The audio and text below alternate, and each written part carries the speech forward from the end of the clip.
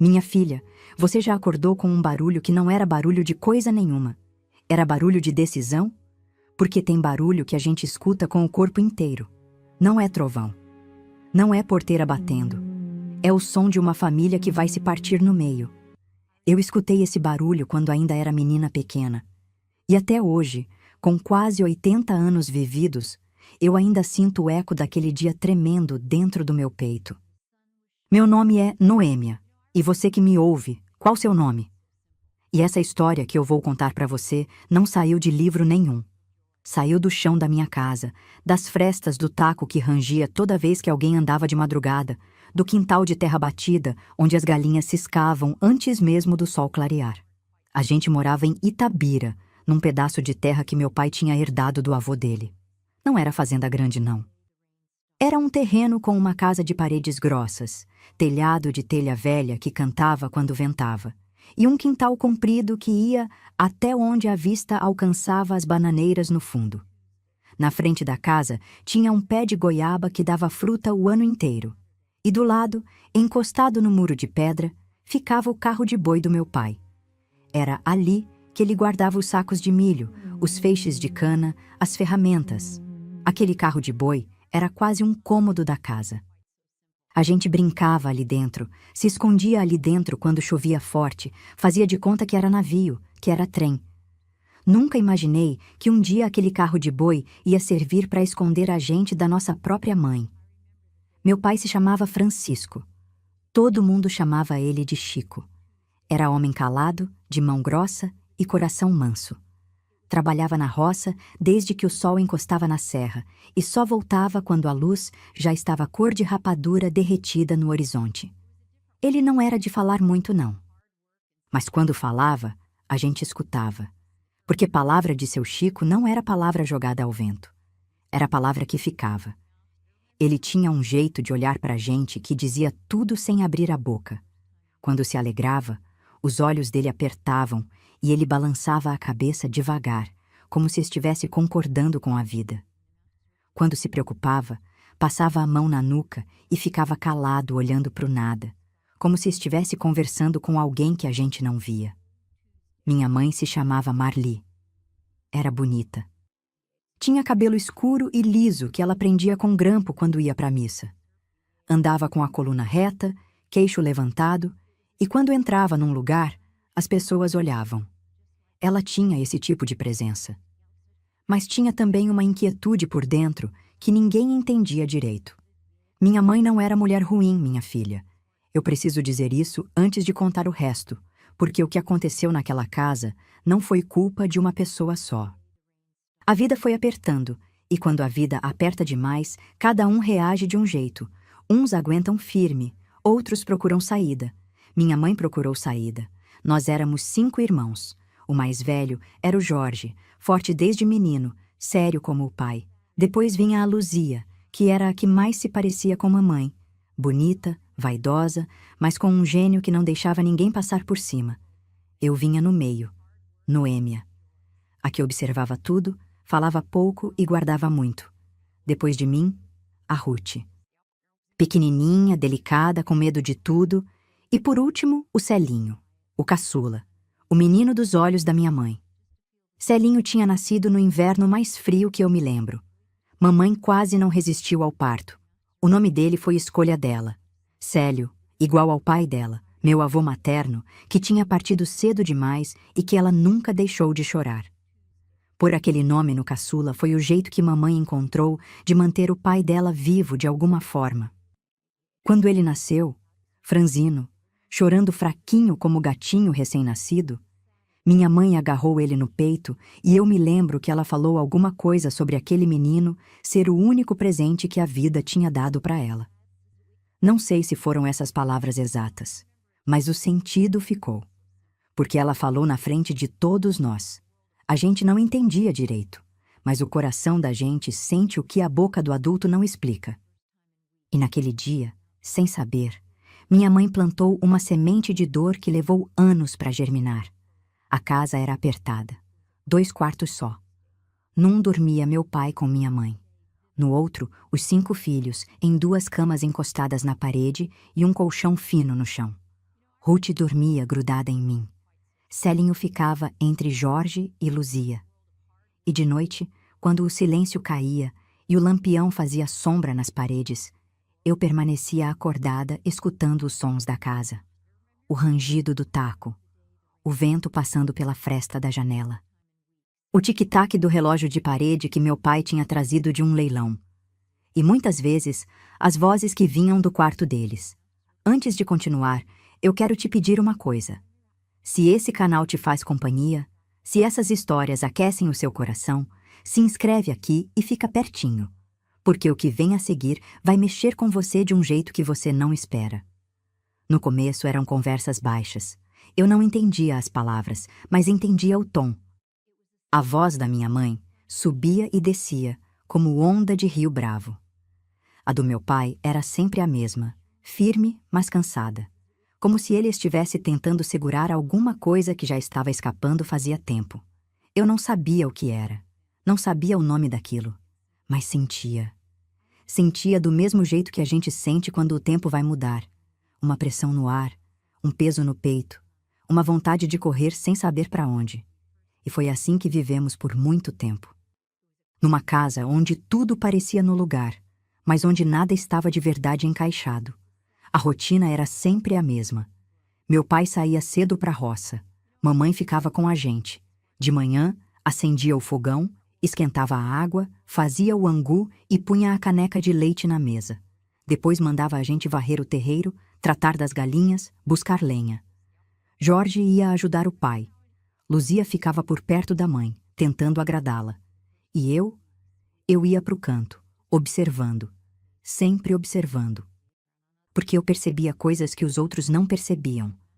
Percebia que minha mãe demorava mais do que devia olhando para a estrada, que ela suspirava quando penteava o cabelo, que às vezes, quando achava que ninguém estava vendo, ela encostava a testa na parede da cozinha e ficava ali, parada, como se estivesse pedindo forças para continuar. Eu não entendia aquilo, mas hoje eu entendo. Ela estava sufocando. Só que naquela época, mulher não tinha para onde ir com esse sufoco. Não tinha conversa, não tinha conselho, não tinha ninguém que parasse para perguntar se ela estava bem. E quando ninguém pergunta, a pessoa vai engolindo, até o dia que não cabe mais. E foi o que aconteceu. Mas isso é coisa que eu vou contar devagar. Porque essa história não é de pressa, é de memória. E memória vem no tempo dela. Só te peço uma coisa. Não vá embora agora. Porque o que aconteceu dentro daquele carro de boi mudou a vida de 5 irmãos para sempre. A vida na nossa casa tinha um ritmo que não mudava. Era como o barulho do pilão batendo no fundo do quintal. Sempre igual, sempre no mesmo compasso. Meu pai acordava antes de todo mundo. Eu escutava o chinelo dele arrastando no taco, o tilintar da caneca no fogão, o rangido da porta dos fundos quando ele saía para o terreiro. Depois vinha o som das galinhas, o cachorro latindo de longe e o cheiro da lenha acendendo que entrava pela fresta do quarto. Era assim todo dia. E naquela rotina, a gente ia crescendo sem perceber que algo já estava rachando por dentro. Meu pai era homem de poucas palavras, mas de muita presença. Quando ele entrava num cômodo, a gente sentia. Não era por medo, era por respeito. Seu Chico nunca levantou a mão para nenhum de nós. Nunca gritou sem motivo. Ele tinha uma firmeza que vinha de dentro, como raiz de árvore velha que aguenta ventania sem fazer barulho.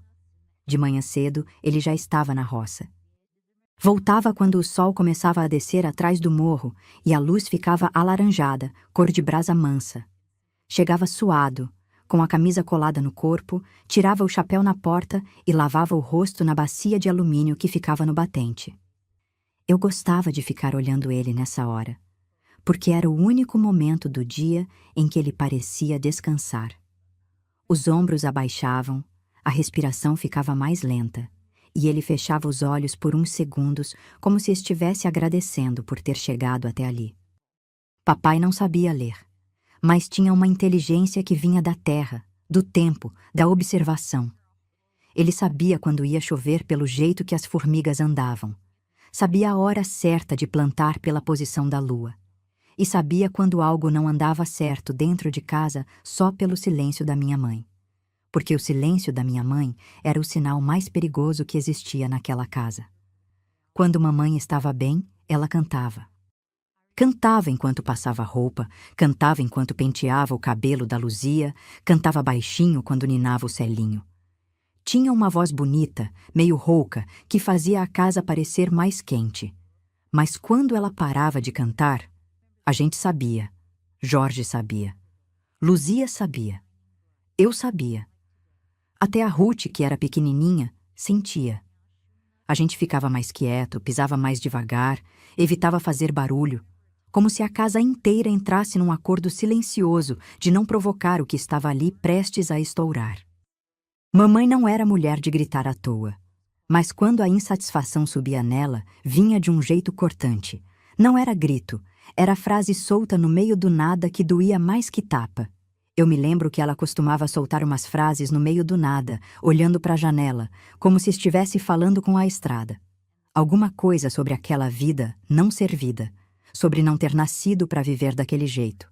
E meu pai escutava calado. Às vezes abaixava a cabeça. Às vezes saía para o quintal e ficava sentado no toco de madeira perto do galinheiro, sozinho, com as mãos cruzadas entre os joelhos. Eu queria ir lá. Queria sentar do lado dele, mas tinha vergonha. A gente tem vergonha de consolar quem a gente acha que é forte demais para precisar de consolo. Mas precisa. Eu sei agora que precisa. Mamãe tinha vindo de outra vida. A família dela morava mais perto da cidade. O pai dela, seu Célio, tinha sido um homem de certo estudo, trabalhava no cartório da região. E a casa onde mamãe cresceu tinha janela de vidro e quintal com roseira. Quando ela casou com meu pai e veio morar naquele terreno de chão batido, acho que uma parte dela ficou para trás. E com o tempo, aquela parte foi gritando cada vez mais alto. Ela nunca falava do pai com tristeza calma. Era sempre com uma dor que parecia fresca, como ferida que nunca cicatrizou. Dizia que seu Célio era o único homem que entendia ela de verdade, que ele tinha morrido cedo demais e que, se ele estivesse vivo, a vida dela teria sido diferente. Eu ouvia aquilo e olhava para o meu pai, que estava ali do lado, e me perguntava se ele também escutava. Se doía nele. Hoje eu sei que doía. Mas seu Chico engolia. Engolia como engolia o cansaço, a fome, a saudade de uma vida que ele também não escolheu. A gente não tinha muito. A comida era contada. De manhã, angu com leite. No almoço, arroz, feijão e o que a roça dava: quiabo, jiló, couve. De noite, sobra do almoço requentada no fogão, com um ovo frito por cima, quando tinha ovo. Carne era coisa rara. Aparecia no prato em dia de festa ou quando algum vizinho matava porco e repartia. Mas meu pai dava um jeito de a gente nunca dormir com a barriga vazia. Nem que fosse com farinha torrada e garapa. Ele dava um jeito. Jorge, o mais velho, era o braço direito do meu pai. Ia pra roça junto, carregava peso, consertava cerca. Falava pouco, igualzinho ao pai. Os dois juntos pareciam dois bois de canga. Andavam no mesmo passo, sem precisar combinar. Luzia era a que mais puxou a mamãe. Bonita, de cabelo grosso e olho vivo. Mas tinha um orgulho dentro dela que às vezes assustava. Não aceitava a ordem fácil. Respondia quando achava que estava certa. E mamãe gostava disso nela. Dizia que Luzia tinha fibra. Mas meu pai olhava para Luzia às vezes com uma preocupação no rosto que eu não entendia. Como se ele visse algo se formando ali que ainda ia dar trabalho. Eu era a do meio. A que não dava trabalho nem chamava atenção. A que ajudava a varrer, a lavar louça, a vigiar a Ruth. Eu gostava de ficar sozinha debaixo do pé de goiaba, ouvindo o farfalhar do vento nas folhas e inventando história na cabeça. Acho que foi ali que aprendi a guardar as coisas por dentro. Porque quem fica no meio aprende cedo que não tem espaço para fazer barulho. Ruth era a mais calada de todos. Dormia agarrada comigo toda a noite. Tinha medo de trovão, medo de escuro, medo de sapo, mas tinha um carinho manso que derretia qualquer um. Quando meu pai chegava da roça, Ruth corria e abraçava a perna dele sem falar nada. E ele passava a mão na cabeça dela devagar, como se estivesse alisando coisa sagrada. E o Celinho? O Celinho era o mundo da minha mãe. Ela carregava ele no colo mais do que devia. Penteava o cabelo dele com um cuidado que não tinha com os outros. Guardava o melhor pedaço de comida para ele. E quando alguém reclamava, eu lembro que ela respondia baixo, com uma firmeza que não dava espaço para discussão. Alguma coisa sobre ele ser o Célio dela, para deixar quieto. A gente aceitava, porque a gente não sabia fazer diferente. E quem não sabe fazer diferente, aceita o que não entende até o dia que entende demais. Naquela casa, cada um carregava um peso diferente. Jorge carregava o peso da responsabilidade. Luzia carregava o peso do orgulho. Eu carregava o peso do silêncio. Ruth carregava o peso do medo. Celinho carregava, sem saber, o peso de ser o escolhido. E meu pai carregava todos nós. Mas tinha alguém naquela casa que não estava mais conseguindo carregar nada. E esse alguém era a pessoa que deveria estar sustentando junto. As noites foram ficando mais difíceis. As vozes no quarto dos meus pais foram ficando mais altas. E o canto da minha mãe foi ficando cada vez mais raro, até que parou. E quando o canto para, algo está prestes a acontecer. Eu não sei dizer quando foi que as coisas começaram a mudar de verdade. Porque não mudou de uma vez. Foi mudando devagar, como mancha de umidade que vai subindo na parede e quando a gente percebe já tomou conta de tudo. O que eu me lembro é que mamãe foi ficando diferente. Não era algo que se via de fora. Quem passava pela nossa casa e via ela no terreiro, varrendo, estendendo roupa, ia achar que estava tudo no lugar. Mas por dentro daquela casa, a gente sentia que o chão estava ficando mole, que alguma coisa estava afundando. Mamãe começou a sair mais. No começo, era uma vez ou outra. Dizia que ia na casa de Dona Palmira, uma vizinha que morava depois da curva da estrada, perto do Ribeirão. Saía de tarde e voltava quando o sol já estava baixo. Chegava com o rosto meio solto, os olhos com um brilho que não era de alegria. Era de outra coisa que eu não sabia nomear naquela época. O cheiro ficou comigo até hoje. Um cheiro adocicado misturado com suor e poeira. Um cheiro que não era o cheiro da mamãe. E que foi ficando cada vez mais frequente. A primeira vez que eu vi a garrafa tinha sido enfiada atrás do balde de lata que ficava embaixo da pia da cozinha. Era uma garrafa escura, sem rótulo, tampada com um pedaço de pano enrolado. Eu procurava o sabão para lavar umas vasilhas quando encostei nela e escutei o líquido balançando lá dentro. Não mexi, não falei nada. Mas aquela garrafa ficou na minha cabeça como pedra no sapato. Depois vi outra, escondida dentro do guarda-roupa, atrás das toalhas dobradas. E outra, debaixo da tábua solta do assoalho, perto da porta da cozinha. Mamãe andava bebendo. E andava escondendo. Eu não sabia o que era aquilo direito. Não sabia o nome. Mas sabia que não era nada bom, porque o que é bom não precisa ser escondido. Meu pai sabia também. Eu tenho certeza que sabia, porque os olhos dele mudaram. Aquele olhar que antes era só de cansaço passou a carregar uma coisa mais pesada. Uma tristeza misturada com impotência, como de quem vê a chuva chegando e não tem onde se abrigar. Ainda guardo na memória uma noite em que acordei com um barulho na cozinha. Não era barulho de briga, era barulho de algo caindo, uma cadeira arrastando, um copo batendo no chão. E depois, a voz da minha mãe, não gritando, mas falando alto, enrolado, como se a língua pesasse demais para formar as palavras direito. E a voz do meu pai, baixa, tentando acalmar. Eu lembro que apertei a Ruth contra mim, porque ela tinha acordado também e estava tremendo.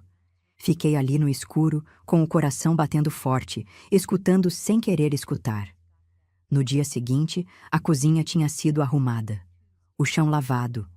O copo que eu tinha ouvido cair, sumido. E mamãe se encontrava no fogão, quieta, de costas, mexendo a panela, como se nada tivesse acontecido. Meu pai já tinha saído para a roça, e ninguém falou nada. Era assim que as coisas funcionavam naquela casa. O que acontecia de noite, morria de noite.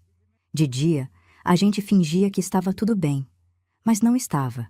As saídas da mamãe foram ficando mais longas. Às vezes, ela sumia de manhã e só voltava no fim do dia. A gente ficava sozinha. Jorge tomava conta, esquentava a comida, mandava a Ruth e o Celinho dormirem. Luzia ficava na porta olhando para a estrada, esperando.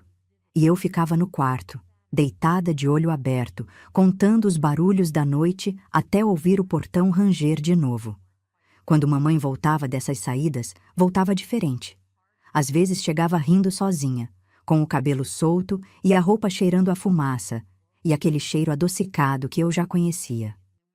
Outras vezes chegava brava, batendo porta, resmungando coisas que a gente não entendia.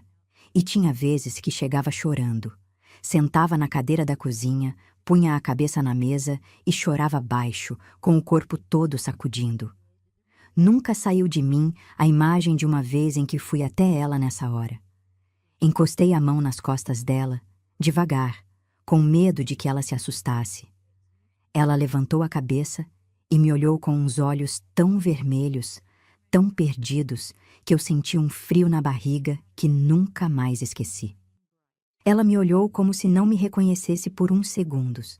Depois piscou, passou a mão no rosto e me mandou ir dormir. Eu fui. Mas não dormi. O Jorge foi o primeiro que tentou falar alguma coisa com o papai.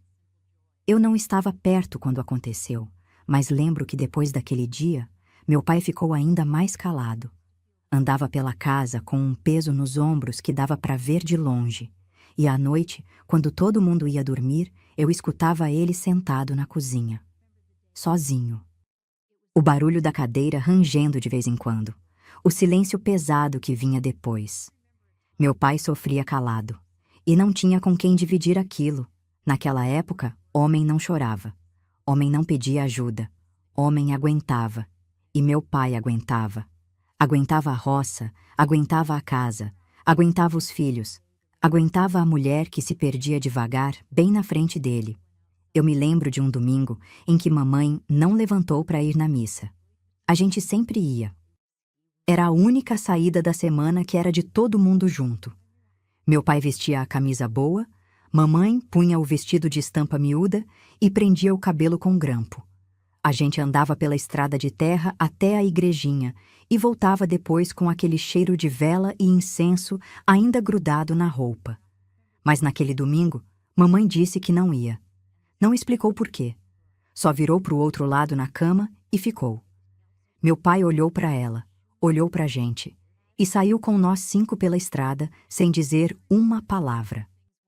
Na volta, a casa estava vazia. Mamãe tinha saído. O fogão, apagado. A porta dos fundos, aberta. E no ar, aquele cheiro adocicado que eu já sabia de onde vinha. Meu pai entrou, olhou ao redor, e eu vi os ombros dele subirem e descerem devagar, como se ele estivesse respirando fundo para não desmoronar ali na nossa frente. Depois ele tirou a camisa boa, vestiu-a de trabalho, acendeu o fogão e começou a fazer comida pra gente. Naquele dia ele fez arroz, feijão e ovo. Não ficou bom. O arroz estava meio duro, o feijão sem tempero, mas a gente comeu em silêncio, sentado naquela mesa, e ninguém reclamou, porque a gente sabia que aquela comida não era só comida.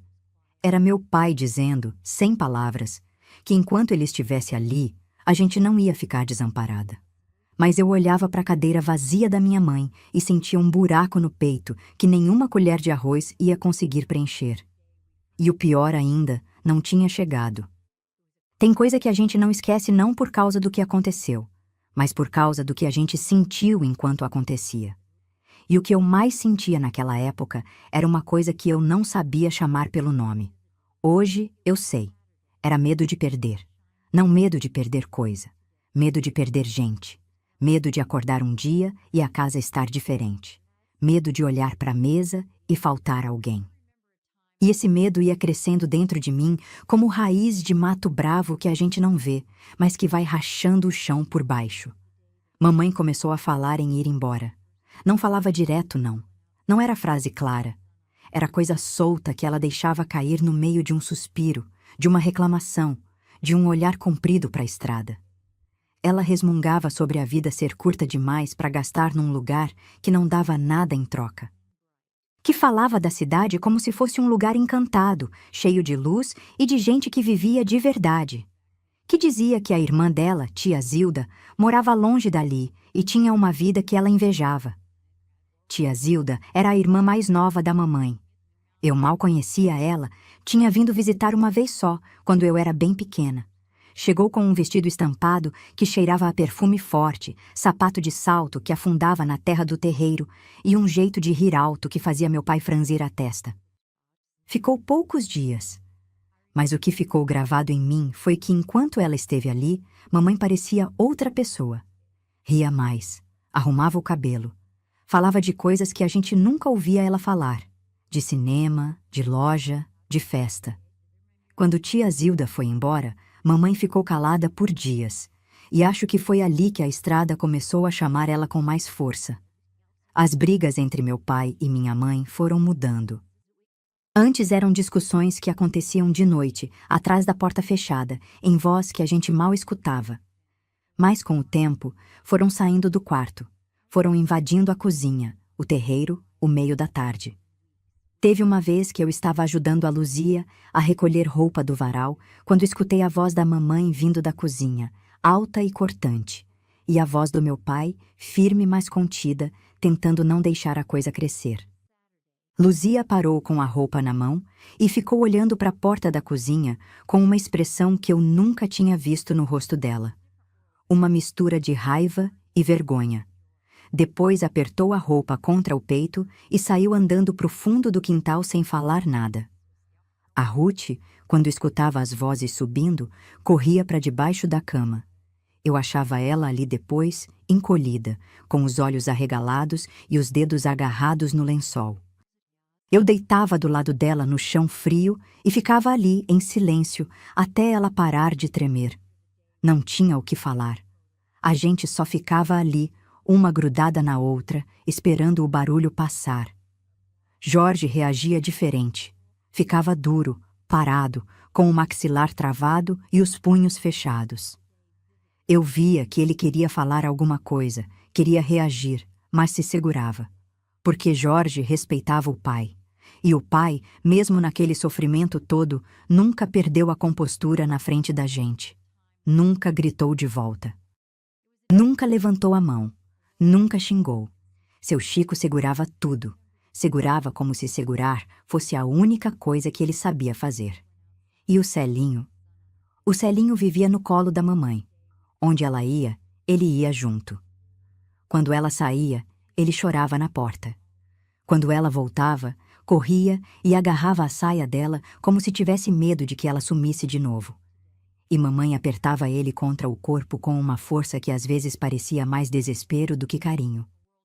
Eu olhava para aquilo e sentia uma pontada que doía num lugar que eu não sabia apontar. Porque a gente também queria aquele abraço. Também queria ser apertada daquele jeito. Mas a mamãe tinha escolhido. E a escolha dela doía em todos nós, mesmo que ela não soubesse. Ou talvez soubesse. Talvez doesse nela também. Mas a dor dela era tão grande que não sobrava espaço para ver a nossa. Nessa época, os vizinhos já comentavam. Eu sei porque a gente escutava. No interior, parede não segura segredo. O vento carrega as palavras e deposita na porta de quem não pediu para ouvir. Dona Palmira falava com Dona Gertrudes, que falava com Dona Esther. E quando a gente passava na estrada, eu sentia os olhares. Olhares de pena misturada com julgamento. E eu abaixava a cabeça e andava mais rápido, como se pudesse fugir daquilo. O Jorge uma vez chegou da venda com o rosto vermelho e os olhos duros. Eu não sei o que falaram para ele, mas naquela noite ele ficou sentado no escuro do terreiro até tarde, sozinho. E quando eu espiei pela janela, me pareceu que os ombros dele estavam tremendo.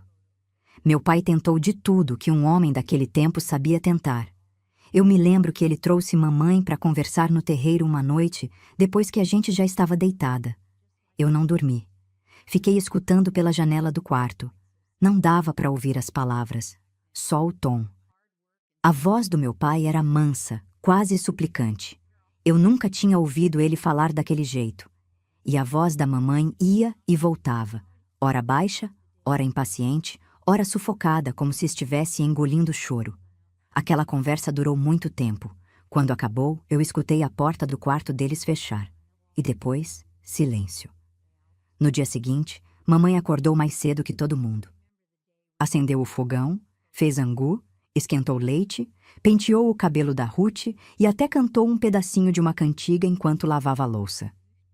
Meu pai saiu para a roça com um sorriso fraco no rosto, como se estivesse querendo acreditar que a situação tinha mudado. E por uns dias, pareceu que tinha. Mamãe ficou em casa, cuidou da gente. Não saiu, não bebeu. Ou pelo menos eu não senti o cheiro. A casa voltou a ter aquele ritmo de antes, aquele compasso de pilão que eu falei. E eu senti um calor no peito, uma esperança boba de que talvez tudo fosse ficar bem. Mas durou pouco.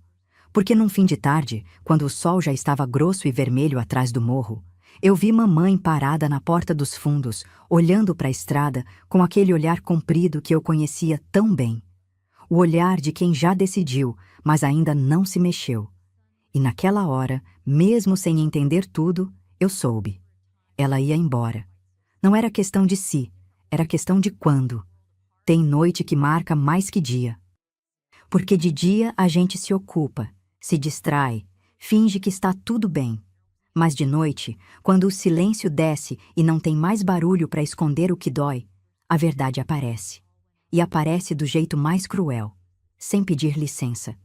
Foi numa dessas noites que eu descobri algo que mudou o jeito que eu via tudo. Eu permanecia deitada na cama, com a Ruth dormindo agarrada em mim como sempre. O quarto reinava a escuridão, só com aquele fio de luz da lua entrando pela fresta da janela. Jorge respirava pesado do outro lado. Luzia estava virada para a parede. E o Celinho dormia encolhido no canto, com o dedão na boca. Eu não conseguia dormir. Ficava ali com os olhos abertos, escutando a casa. E naquela noite, a casa parecia inquieta. O vento batia na telha com um som oco. O relógio de parede marcava cada segundo como se estivesse contando alguma coisa que ia acabar. E então eu ouvi a voz da minha mãe. Não era grito, não era briga, era murmúrio. Vinha do quarto dela, abafado pela parede, mas eu conseguia ouvir porque o silêncio da noite fazia tudo parecer mais perto. Ela falava dormindo, ou pelo menos eu achava que estava dormindo. E o nome que ela repetia era o do pai dela, Célio. Falava baixinho, num tom de súplica, como se estivesse pedindo alguma coisa para alguém que já não podia responder. Eu não entendia as palavras todas, mas o tom eu nunca esqueci. Era o tom de uma pessoa que se perdera e não achava o caminho de volta. Eu fiquei ali, dura na cama, com o coração batendo tão forte que eu tinha medo de que a Ruth acordasse com a vibração. E naquela noite eu entendi algo que era grande demais para o tamanho que eu tinha por dentro. Minha mãe não estava só insatisfeita com a vida. Minha mãe carregava um luto que nunca tinha acabado. A perda do pai dela abriu um buraco que nada, nem marido, nem filhos, nem casa, conseguiu fechar. E aquele buraco foi crescendo até engolir tudo ao redor. Depois daquela noite, eu passei a olhar para a mamãe de outro jeito. Não com menos pesar. O pesar continuava, mas com algo a mais. Uma compaixão misturada com uma tristeza que não era só por mim. Era por ela também, porque eu via que ela sofria. Só que o sofrimento dela não vinha com lágrima limpa e silêncio manso. Vinha com garrafa escondida, porta batendo, ausência e palavras que cortavam. E quem sofre assim, machuca quem está perto sem nem perceber. As coisas em casa foram piorando de um jeito que já não dava mais para fingir. Mamãe começou a passar dias fora. Não era mais uma tarde na casa da dona Palmira. Era sumir de manhã e voltar no outro dia, ou 2 dias depois, com a roupa amarrotada e o olhar vazio. A primeira vez que ela dormiu fora, meu pai não falou nada. Fez a comida, deu banho no Celinho, trançou o cabelo da Ruth, com aquelas mãos grossas de roça, tentando fazer laço em fita de cabelo. Eu me lembro que a Luzia ficou olhando aquilo com os olhos cheios de água, mas não chorou. E botou todo mundo para dormir. Naquela noite, eu espiei pela fresta da porta e vi meu pai sentado à mesa da cozinha com a cabeça apoiada nas 2 mãos. o lampião aceso do lado. A sombra dele na parede parecia maior que ele. E por um instante eu vi os ombros dele sacudirem. Uma vez, 2 vezes. Depois ele respirou fundo, passou a mão no rosto, se levantou e apagou o lampião. Foi a primeira vez que eu vi meu pai quase chorar, porque ele não se permitiu por inteiro. Engoliu de volta. Como engolia tudo. Quando mamãe voltou, 2 dias depois, entrou pela porta dos fundos como se tivesse saído para buscar lenha. Não explicou, não pediu desculpa. Foi direto para o quarto, trocou de roupa e veio para a cozinha esquentar água. Meu pai andava no terreiro consertando a cerca do galinheiro. Os dois se cruzaram na porta e eu me lembro do olhar que trocaram. Não era olhar de briga. Era pior. O olhar de 2 pessoas que já não tinham mais nada para dizer uma para outra. E o Celinho sofria de um jeito que cortava. Quando mamãe sumia, ele ficava na porta esperando. Não brincava, não comia direito, não dormia. Ficava ali, sentadinho no batente, com os olhos grudados na estrada, esperando. E quando ela aparecia, ele corria com uma alegria tão desesperada que doía de ver.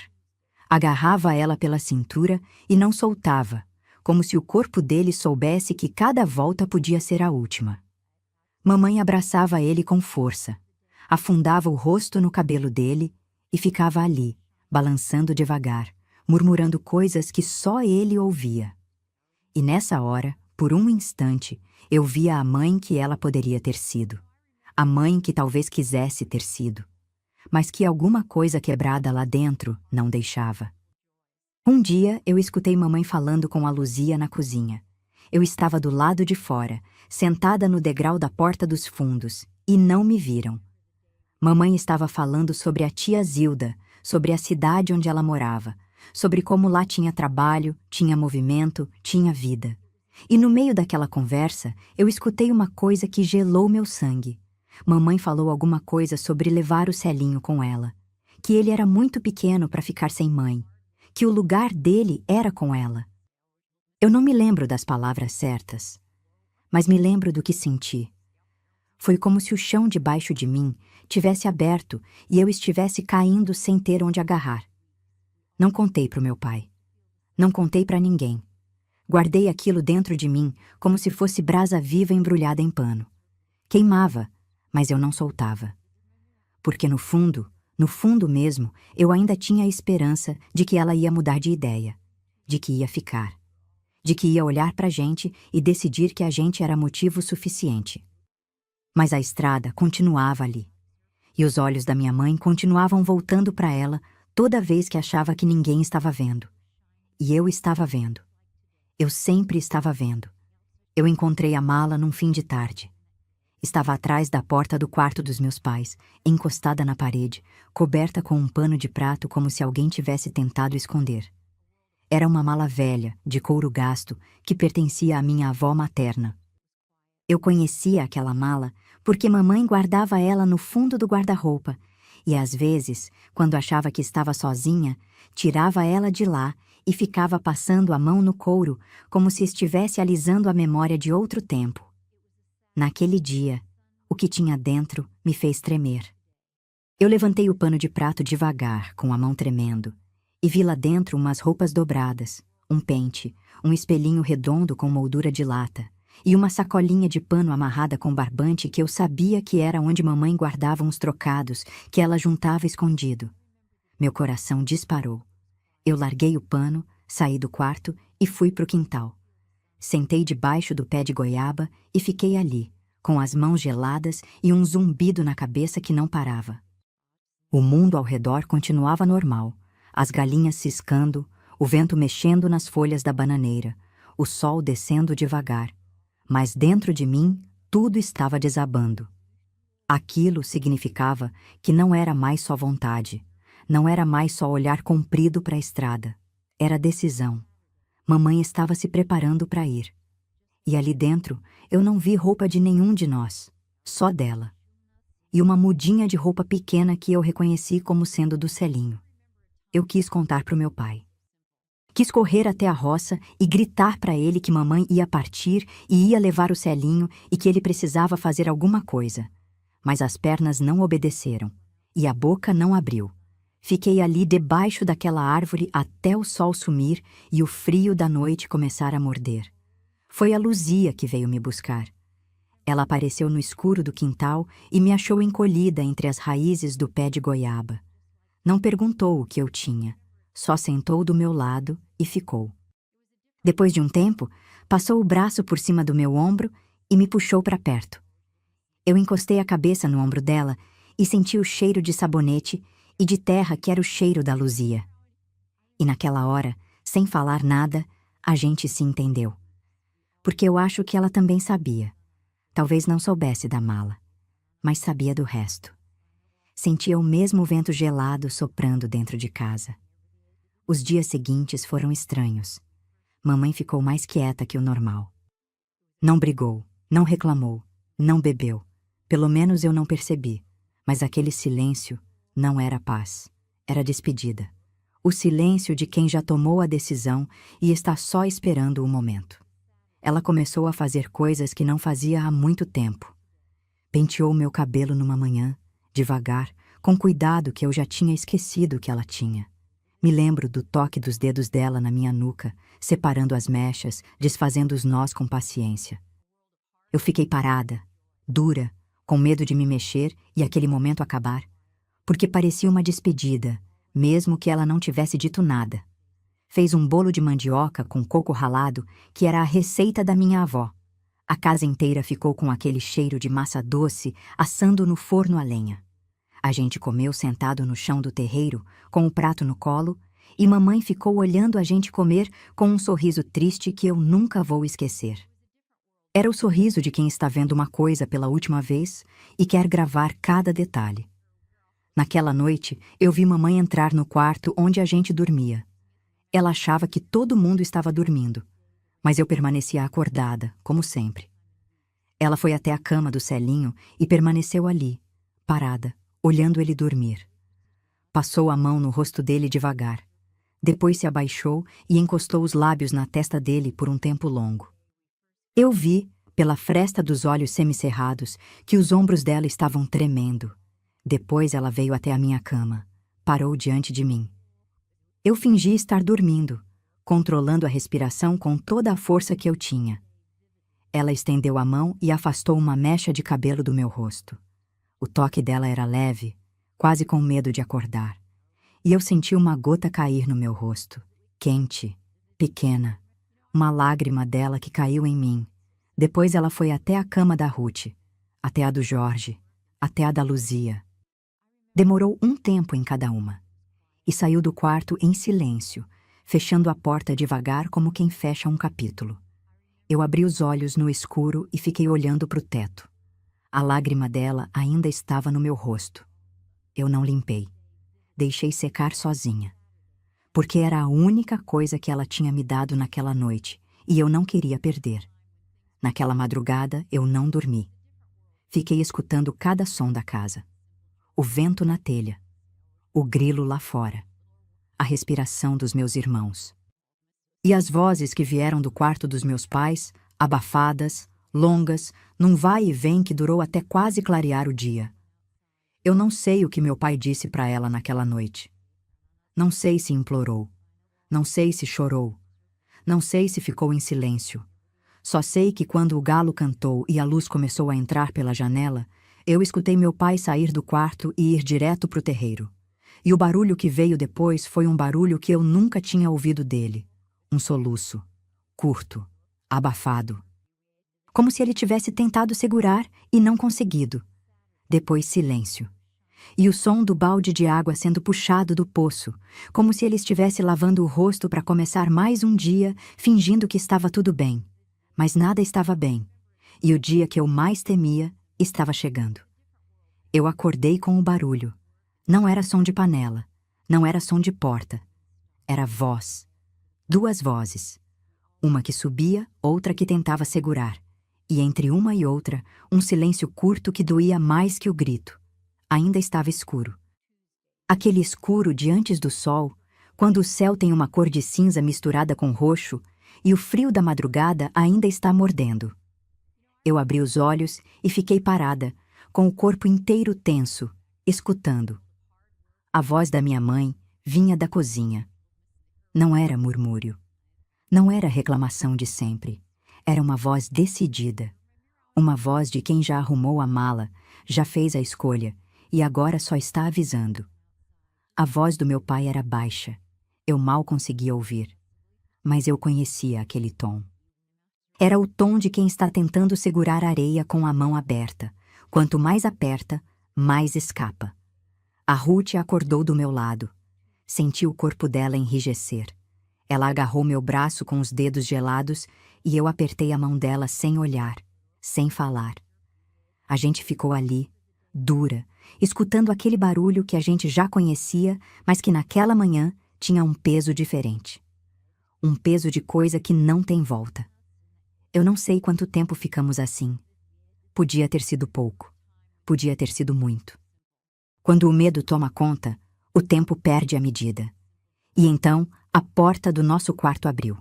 Devagar, sem barulho. E a figura do meu pai apareceu no vão, recortada contra a luz fraca que vinha da cozinha. Eu vi a face dele.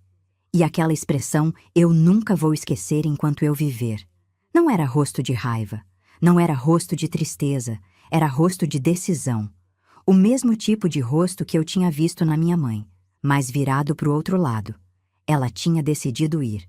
Ele tinha decidido proteger. Papai entrou no quarto e foi direto na cama do Jorge. Sacudiu ele pelo ombro, devagar, mas firme. Depois foi na Luzia. Depois veio até nós. Eu já estava sentada na cama com a Ruth colada em mim. Ele se abaixou, chegou o rosto perto do meu ouvido e eu me lembro do cheiro dele. Suor frio, terra e fumo de corda. Eu não me lembro das palavras exatas que ele falou, mas era alguma coisa sobre a gente levantar sem fazer barulho, vestir a roupa rápido, não falar nada. O Jorge levantou na hora. Não perguntou nada. Obedeceu como obedecia sempre, sem questionar, confiando no pai. A Luzia demorou 1 segundo a mais. Eu vi nos olhos dela que ela queria perguntar. Mas algo na expressão do meu pai fez ela engolir a pergunta e levantar calada. Eu vesti a Ruth. As mãos dela tremiam tanto que eu tive que abotoar a blusa por ela. O Celinho ainda dormia. Meu pai pegou ele no colo com um cuidado que eu nunca tinha visto, como se estivesse carregando coisa de vidro. Celinho resmungou, se aninhou no pescoço do pai e continuou dormindo. A gente saiu do quarto em fila. Devagar. Pisando no taco sem fazer barulho, desviando das tábuas que a gente sabia que rangiam. Eu ia segurando a mão da Ruth tão gelada que parecia mão de boneca de porcelana. Jorge ia na frente, Luzia atrás de mim. E meu pai, com o Celinho no colo, ia por último, olhando para trás a cada 2 passos. Da cozinha vinham os sons da minha mãe. Eu escutei ela mexendo em alguma coisa. Um armário abrindo, uma gaveta fechando, e aquilo me deu um calafrio que desceu da nuca até o fim da coluna. Porque eu sabia o que ela estava fazendo. Estava juntando as últimas coisas antes de sair. A gente saiu pela porta dos fundos. O terreiro estava escuro, com aquela névoa baixa de madrugada que faz tudo parecer fantasma. O chão estava frio e molhado de sereno. Eu sentia a terra gelada nos pés, porque tinha calçado a sandália errado na pressa, e um pé estava quase descalço. Meu pai foi direto para o carro de boi, aquele carro de boi que ficava encostado no muro de pedra, o mesmo onde a gente brincava de navio, de trem, de casinha. Meu pai tirou uns sacos de milho que estavam empilhados dentro, abriu espaço entre os que sobraram e fez sinal para a gente entrar.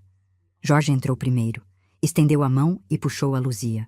Depois eu empurrei a Ruth para cima e o Jorge segurou ela. Eu subi depois, raspando o joelho na madeira. E meu pai colocou o Celinho, que ainda dormia, nos braços do Jorge. A gente se acomodou entre os sacos. O cheiro era de milho seco, de juta velha, de palha. A madeira do carro rangia baixo com o peso, e eu sentia a Ruth tremendo do meu lado, não de frio, de medo. Meu pai pegou a lona que ficava dobrada no canto do terreiro. Era uma lona grossa, escura, que cheirava a barro e a chuva velha. Ele abriu ela por cima de nós, cobrindo tudo. A escuridão foi total. O ar ficou abafado e o mundo lá fora ficou reduzido a sons. Eu me lembro da voz do meu pai por cima da lona. Falou baixo, quase sussurro. Alguma coisa sobre não fazer som nenhum, sobre ficar quieto, sobre confiar nele. E depois ele se afastou, e a gente ficou ali, no escuro, no aperto, com o coração batendo tão alto que eu tinha certeza de que dava para ouvir do lado de fora. Eu segurava a mão da Ruth com uma mão e com a outra apertava o saco de milho como se fosse a única coisa sólida no mundo. O Jorge segurava o Celinho contra o peito. A Luzia estava do meu outro lado e eu sentia a respiração dela, curta, rápida, controlada, como se ela estivesse contando cada sopro para não perder o controle. E do lado de fora, os sons iam chegando aos poucos. Passos. A porta da casa abrindo. A voz da minha mãe chamando. Primeiro baixo, depois mais alto. Nos procurava. Procurava o Celinho. Eu escutei ela andar pelo terreiro. Os passos dela no chão de terra. Ela chamava por ele. Depois chamou meu pai.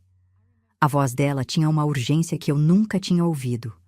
Uma mistura de raiva e desespero que fez o ar debaixo daquela lona ficar ainda mais pesado. Eu apertei a mão da Ruth com tanta força que ela gemeu baixinho. O Jorge colocou a mão na boca do Celinho, que tinha começado a se mexer. E a gente ficou ali, sem respirar, ouvindo nossa mãe nos procurar. E aquele momento debaixo daquela lona com o cheiro de milho e barro e medo misturados, aquele momento ficou gravado em mim como ferro quente em couro, porque era a nossa própria mãe, e a gente estava escondida dela. Eu não sei quanto tempo a gente ficou debaixo daquela lona. Pode ter sido pouco. Pode ter sido uma vida inteira. Porque ali dentro, o tempo não passava do jeito normal. Cada segundo era longo, esticado, grosso como melado, escorrendo devagar. E cada som que vinha de fora fazia meu corpo inteiro travar como se eu fosse virar pedra. A voz da minha mãe continuou por um tempo. Eu escutava ela andando pelo terreiro. Os passos rápidos, nervosos, pisando na terra com força. Escutei ela entrar na casa de novo. Escutei gavetas abrindo, portas batendo, coisas sendo arrastadas. Ela estava procurando a gente por toda parte. E eu ali, debaixo da lona, sentindo o peso do corpo da Ruth tremendo contra o meu, sentindo o calor abafado dos corpos todos juntos naquele espaço apertado, sentindo o cheiro de milho e medo e suor misturados. As costas doíam de ficar na mesma posição, o pescoço travado, as pernas formigando, mas ninguém se mexia, ninguém fazia barulho. O Celinho acordou em algum momento. Eu senti ele se mexendo nos braços do Jorge. Resmungou alguma coisa, fez menção de chorar. E o Jorge, eu não vi, mas senti, apertou ele mais forte contra o peito e começou a balançar devagar, como fazia a mamãe. E o Celinho acalmou. Voltou a ficar quieto. Talvez tenha pensado que era ela. E isso me cortou por dentro de um jeito que eu não consigo explicar nem hoje. Depois de um tempo, os sons mudaram. A voz da minha mãe ficou diferente. Não era mais chamado, não era mais procura. Era outra coisa.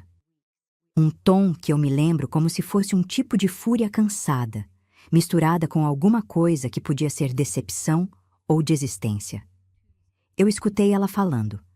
Não sei se falando com meu pai, não sei se falando sozinha, não sei se falando com o vento.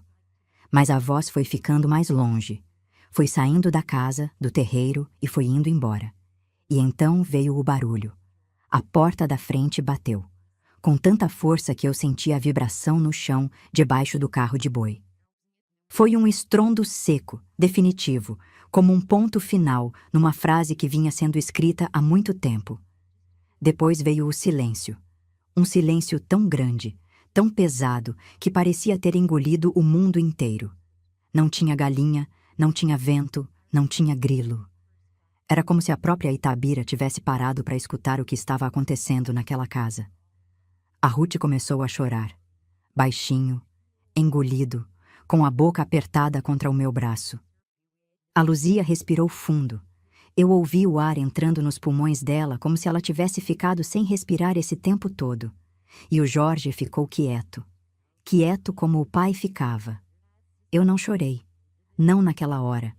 Fiquei ali, com os olhos abertos no escuro, ouvindo aquele silêncio que era o som da minha mãe indo embora.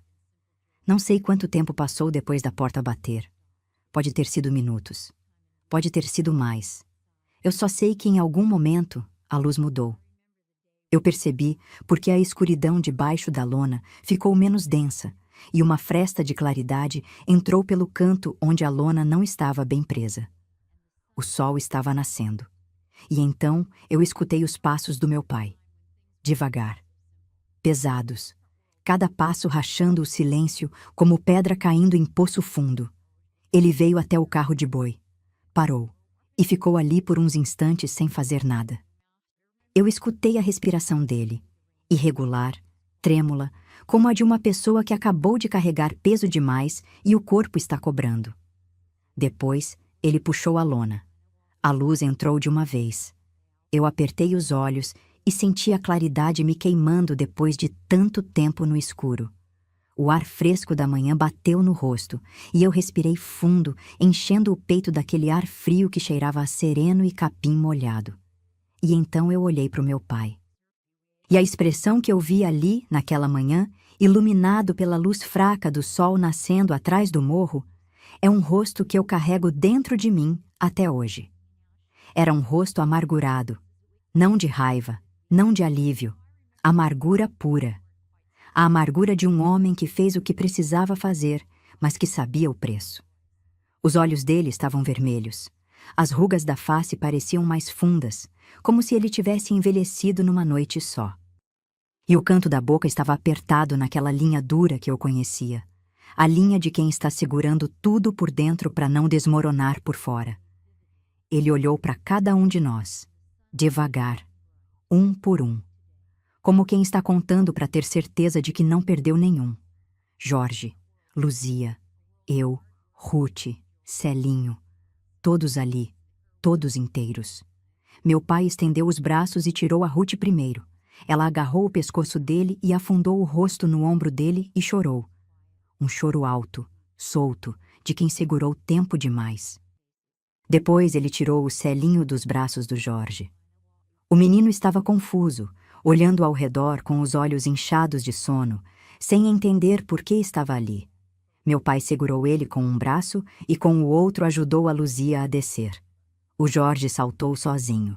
E eu fui a última. Quando meu pai me estendeu a mão, eu agarrei com tanta força que senti os nós dos dedos dele nos meus. Ele me puxou para baixo e eu fiquei ali, de pé no terreiro, com as pernas bambas e o corpo inteiro doendo daquele tempo imóvel. Eu olhei para casa. A entrada da frente estava fechada, a dos fundos escancarada. E no chão da cozinha, eu vi depois a cadeira da minha mãe tombada de lado, o pano de prato no chão, e a mala que estava atrás da porta do quarto, sumida. Ela tinha ido embora, pela estrada de terra, naquela manhã, com a mala do pai dela na mão e sem nenhum filho do lado. Meu pai entrou na casa, endireitou a cadeira, guardou o pano de prato e acendeu o fogão. Esquentou água. Fez angu. Colocou as canecas na mesa e a gente sentou para comer. Em silêncio, com uma cadeira vazia. A mesma cadeira que ia ficar vazia por muito, muito tempo. Os primeiros dias depois que mamãe saiu foram os mais longos da minha vida. Não eram longos por causa do relógio. Eram longos por causa do vazio. A casa era a mesma. As paredes, o taco, o fogão, o terreiro, tudo igual. Mas faltava alguma coisa no ar. Como quando a gente tira um móvel grande de um cômodo e fica aquele espaço estranho que ninguém sabe como preencher. A casa ficou com esse espaço, e a gente andava ao redor dele sem saber o que fazer. O Celinho foi o que mais sofreu no começo. Nos primeiros dias ele ficava na porta esperando. Sentava no batente com as perninhas balançando e ficava olhando para a estrada. Não brincava. não abria a boca. Só esperava. E quando o sol ia baixando e a mamãe não aparecia, ele vinha para dentro arrastando os pés e se enfiava debaixo da mesa da cozinha, no cantinho, encolhido, com o rosto escondido entre os joelhos. Meu pai tentava tirar ele dali, se abaixava, estendia a mão, chamava devagar, mas o Celinho não ia. Permanecia ali, mudo, como o bichinho machucado que se esconde na toca. E meu pai ficava ali também, agachado do lado da mesa, esperando, com aquela paciência de boi manso que era o jeito dele de amar. De noite era pior. O Celinho acordava chorando, chamando por ela. Um choro miúdo, engasgado, que ecoava pela casa escura e fazia a gente toda acordar. O Jorge se levantava e pegava ele no colo. A Luzia esquentava um pouco de leite. E eu ficava na cama abraçando a Ruth, que também chorava, mas quieto, para não atrapalhar. Eu chorava também, não na frente dos outros. Eu esperava todo mundo dormir, virava para o lado da parede e deixava as lágrimas escorrerem em silêncio, molhando o travesseiro até ele ficar úmido e frio contra o meu rosto. Eu chorava de saudade, de raiva, de confusão, porque uma parte de mim queria a minha mãe de volta com toda a força do mundo. E outra parte de mim tinha raiva dela por ter ido. E essas duas partes brigavam dentro de mim toda a noite, e nenhuma ganhava. Meu pai não dormia direito. Eu sei porque eu escutava ele de madrugada.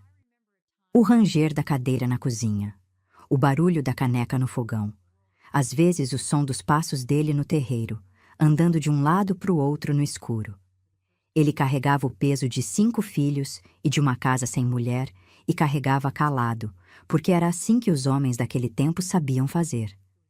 E os vizinhos? Os vizinhos não ajudaram.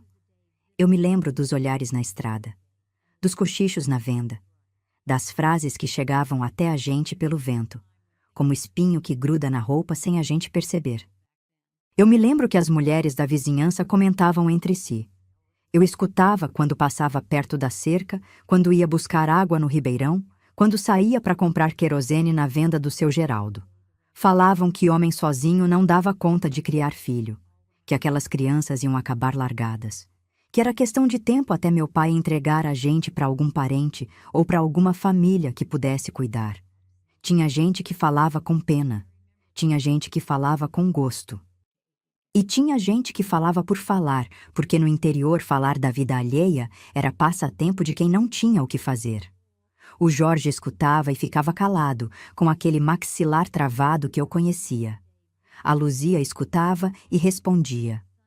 Uma vez, numa manhã em que a gente foi na venda, uma mulher soltou alguma coisa sobre a nossa mãe, alguma coisa maldosa que eu não quero repetir nem hoje.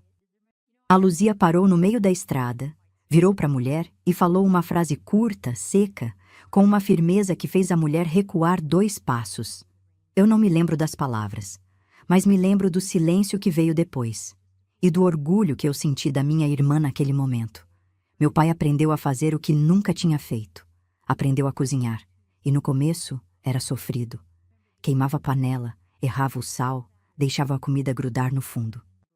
Eu me lembro de uma noite em que ele tentou costurar um botão da camisa do Jorge e espetou o dedo tantas vezes que ficou com a ponta do polegar vermelha e inchada. Mas não parou. Enfiou a linha de novo, apertou os olhos na luz fraca do lampião e costurou. Ficou torto. Ficou feio, mas ficou.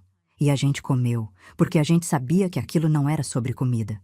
Com o tempo, ele foi melhorando. A Luzia começou a ajudar. Eu também.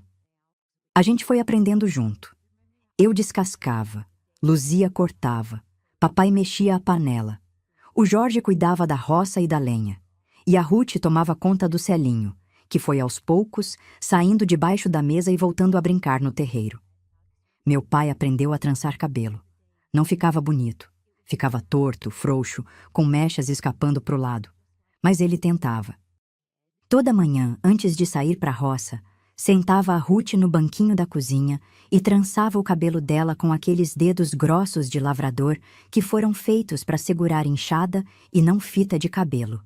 E a Ruth ficava quietinha, com os olhos fechados, e eu acho que naquela hora ela fingia que era a mamãe ali atrás dela. Eu também fingia às vezes. Quando estava sozinha no quintal e o vento trazia um cheiro de sabonete ou de qualquer coisa que lembrava ela, eu fechava os olhos e fingia que ela estava ali, que ia aparecer na porta da cozinha com o cabelo preso e me chamar para ajudar com a louça, que ia me pentear o cabelo de novo, devagar, como fez naquela última vez. Mas quando eu abria os olhos, a porta estava vazia, e a dor voltava com tanta força que eu tinha que me sentar no chão e esperar passar. A saudade de mãe é uma coisa que não tem remédio. Não tem chá que cure, não tem reza que alivie. É um buraco que fica ali no meio do peito e a gente aprende a viver ao redor dele, mas ele nunca fecha. Nunca. A vida não parou porque mamãe foi embora. Eu acho que era isso que eu mais esperava, que o mundo parasse, que o sol não nascesse no dia seguinte, que as galinhas não cantassem, que a estrada ficasse vazia para sempre. Mas não, o sol nasceu, as galinhas cantaram. E a estrada continuou ali, levando e trazendo gente como se nada tivesse acontecido. E a gente teve que continuar junto. Meu pai trabalhou mais do que nunca. Saía antes do sol e voltava depois que escurecia. Mas nunca, nunca deixou a gente sozinha de noite. Isso eu guardo como uma das coisas mais firmes que ele fez. Porque eu sei que tinha serviço que precisava ser feito até tarde, cerca que precisava de reparo, terra que precisava de preparo. Mas ele largava tudo e voltava antes do escuro cair, porque ele sabia que a gente tinha medo, e que o medo da gente ficava maior quando a luz ia embora. Com o tempo, a casa foi encontrando um novo ritmo. Não era o ritmo de antes. Não tinha o canto da mamãe, não tinha o cheiro do perfume dela, não tinha a presença dela ocupando o espaço da cozinha. Mas tinha outro ritmo, um ritmo mais quieto, mais firme, mais grudado. A Luzia tomou conta da cozinha. Ela tinha o gênio da mamãe, mas tinha também uma coisa que mamãe não tinha, uma teimosia de ficar. Luzia não ia embora. Luzia ia segurar aquela casa, nem que fosse na marra. E segurou. Aprendeu a fazer feijão que prestava, arroz soltinho, refogado de couve com alho que deixava a casa cheirando como antes. Não era igual, mas era bom. E naquele tempo, bom já era muito. Eu cuidava da Ruth e do Celinho. Dava banho, penteava, botava para dormir. O Celinho foi o que demorou mais para se ajeitar.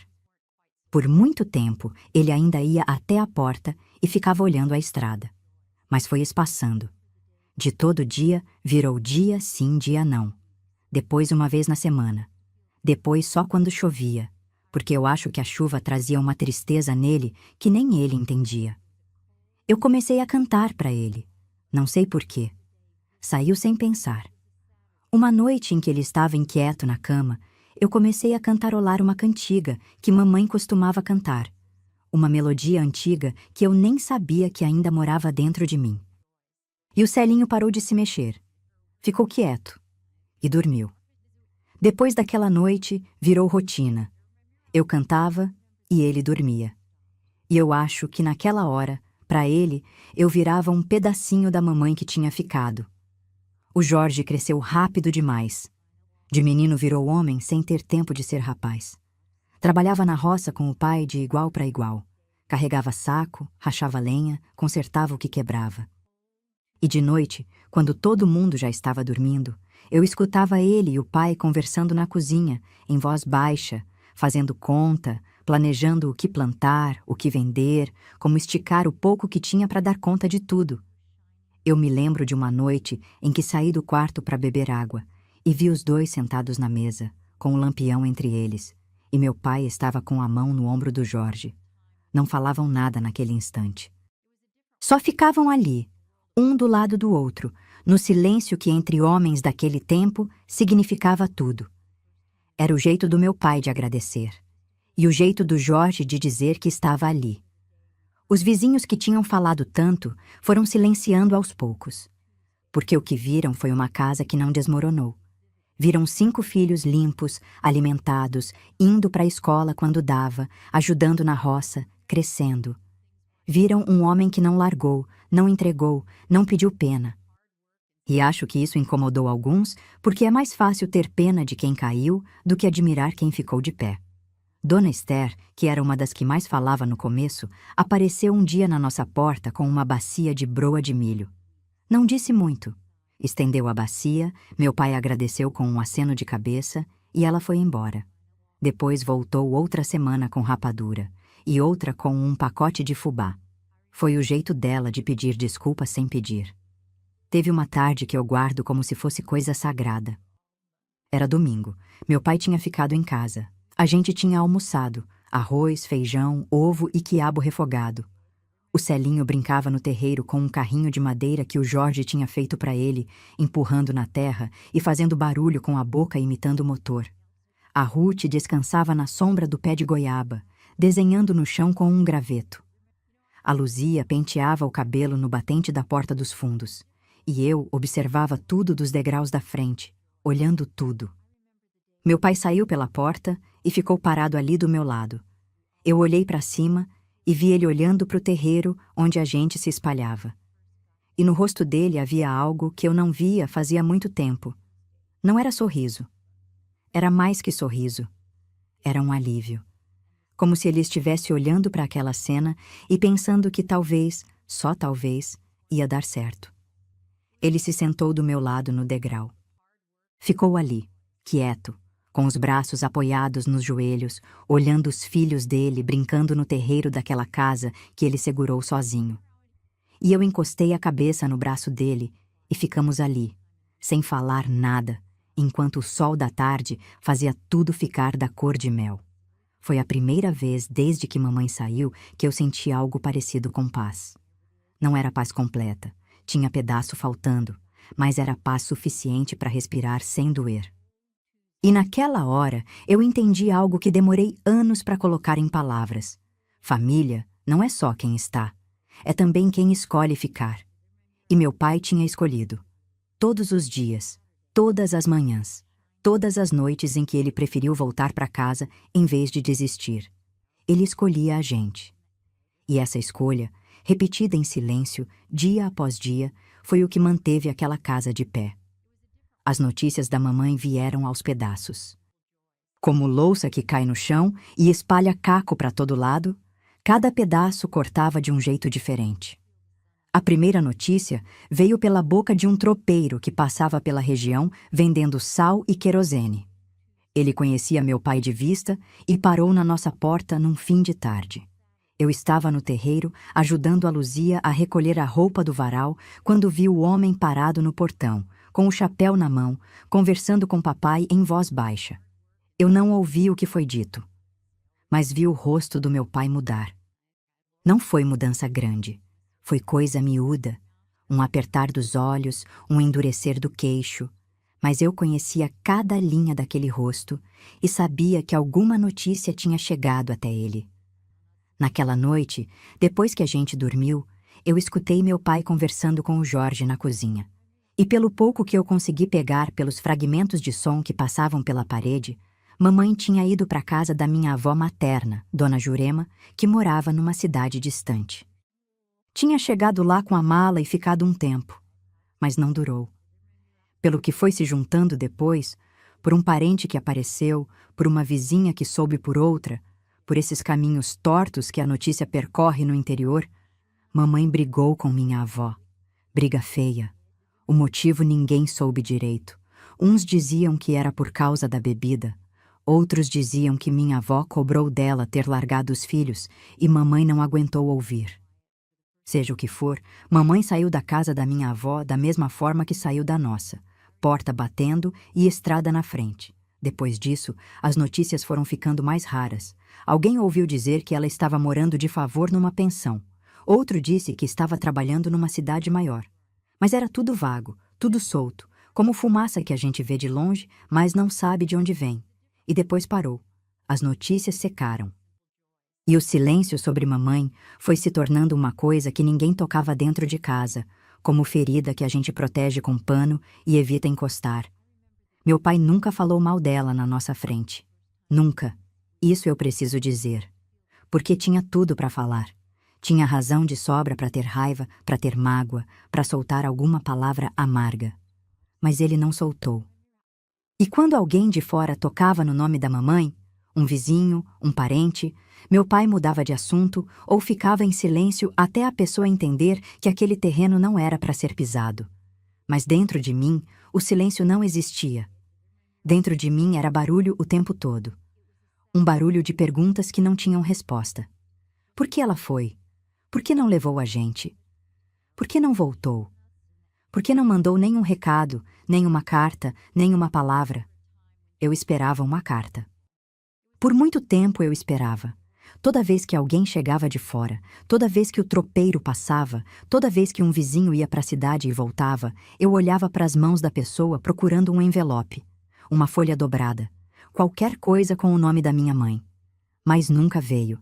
E aquela espera foi se transformando numa raiva que eu não sabia onde guardar. Uma raiva que crescia junto comigo, que mudava de forma conforme eu ia ficando mais velha, que às vezes era fogo e às vezes era gelo. Tinha dia que eu sentia ódio. Ódio de verdade. De apertar os dentes e querer gritar pro céu que ela não tinha o direito de ter feito aquilo com a gente. E tinha dia que a raiva derretia e virava uma saudade tão mansa, tão funda, que eu só queria deitar no colo dela e sentir o cheiro do cabelo dela uma vez mais. A Luzia lidou com a raiva do jeito dela, trabalhando. Quanto mais brava, mais trabalhava. Esfregava o chão com tanta força que parecia que queria arrancar a memória da mamãe junto com a sujeira. O Jorge não falava. Guardava tudo no mesmo lugar que o pai guardava. Naquele canto fundo do peito onde os homens daquele tempo trancavam o que doía. A Ruth sofria calada. Mas eu percebia, porque de noite ela ainda se agarrava em mim e às vezes, no meio do sono, chamava por mamãe. Um chamado baixinho, meio engolido, que saía dela sem querer. E eu ficava ali, acordada, ouvindo aquele chamado que ia para lugar nenhum e sentia o peito apertar de um jeito que eu achava que ia me partir no meio. E o Célinho foi o que mais me preocupava, porque com o tempo ele parou de esperar na porta. Parou de chorar de noite, parou de perguntar. E eu não sei se isso era cura ou se era algo pior. Ele foi ficando mais quieto, mais fechado, como se tivesse construído uma parede por dentro para não sentir. E quando alguém mencionava a palavra mãe, em qualquer conversa, eu via ele endurecer. Os ombros subiam, os olhos fixavam num ponto qualquer, e ele ficava assim até o assunto mudar.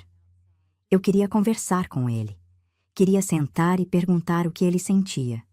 Mas eu não sabia como, porque naquela casa a gente tinha aprendido a sobreviver pelo silêncio, e quebrar o silêncio dava medo. Medo de que, se abrisse a tampa, tudo que estava preso lá dentro ia transbordar de uma vez e ninguém ia conseguir limpar. Teve uma noite. Eu já estava mais crescida, o corpo já estava mudando, já ajudava na roça, em que eu saí para o terreiro depois que todo mundo dormiu.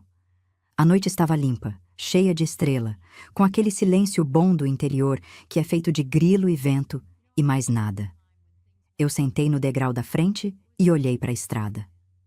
A mesma estrada por onde mamãe tinha ido. E pela primeira vez, eu não senti raiva, não senti saudade. Senti algo novo, algo cansado e manso que parecia dizer: eu não aguento mais carregar isso.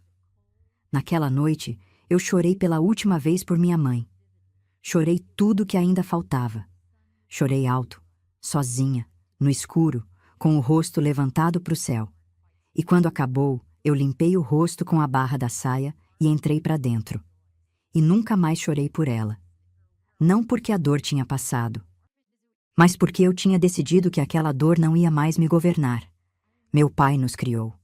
Todos os 5. Nenhum de nós se separou. Nenhum foi dado para parente. Nenhum foi abandonado. Seu Chico manteve aquela casa de pé com as mesmas mãos que aravam a terra, que trançavam cabelo torto, que faziam arroz duro e feijão sem tempero até aprender a fazer direito. O Jorge cresceu e virou um homem tão parecido com o pai que, às vezes, quando eu olhava ele de longe na roça, meu coração dava um pulo achando que era papai. Casou com uma moça boa, de família simples, e teve filhos que corriam pelo mesmo terreiro onde a gente correu. A Luzia, minha Luzia brava, minha Luzia que não deixava ninguém passar por cima, casou também, mas nunca saiu de perto. Fez questão de morar na propriedade do lado, separada por uma cerca de arame e um pé de manga que dava sombra para os 2 quintais. Ela nunca se afastou do pai, e eu sei por quê. A Ruth cresceu tímida, delicada, mas com uma força por dentro que surpreendia quem não conhecia ela direito. Virou professora. Ensinou o menino a ler e escrever numa escolinha de barro que ficava a 3 léguas de casa. E toda noite voltava e sentava com meu pai na varanda, em silêncio, como se os 2 estivessem completando um na companhia do outro alguma coisa que faltava. E o Celinho? O Celinho demorou mais para encontrar o caminho. Ficou arredio por muitos anos, calado, duro por fora. Mas quando teve o primeiro filho e segurou aquele menino nos braços pela primeira vez, algo derreteu dentro dele. Eu estava lá. Eu vi. Os olhos dele encheram de água e ele olhou para mim e não precisou dizer nada. Eu entendi. Ele estava prometendo, sem palavras, que nunca ia fazer com os filhos dele o que fizeram com ele. E não fez. Meu pai viveu até ficar bem velhinho. Os cabelos ficaram brancos como algodão de rama. As mãos que aravam a terra ficaram trêmulas. As pernas que andavam léguas ficaram fracas. Mas os olhos, aqueles olhos que diziam tudo sem abrir a boca, continuaram vivos até o último dia. Eu me lembro da última vez que sentei com ele na varanda. O sol estava descendo e o céu estava naquela cor de goiaba madura que só Minas tem. Ele estava na cadeira de balanço, com um cobertor nos joelhos, e eu estava no banquinho do lado. A gente ficou ali, quietos, olhando o fim de tarde como se fosse a coisa mais importante do mundo. E num momento, ele virou para mim e me olhou com aquele olhar de sempre. O olhar de quem carregou o peso a vida inteira e não se arrepende. E eu me lembro que ele fez um movimento com a cabeça. Devagar.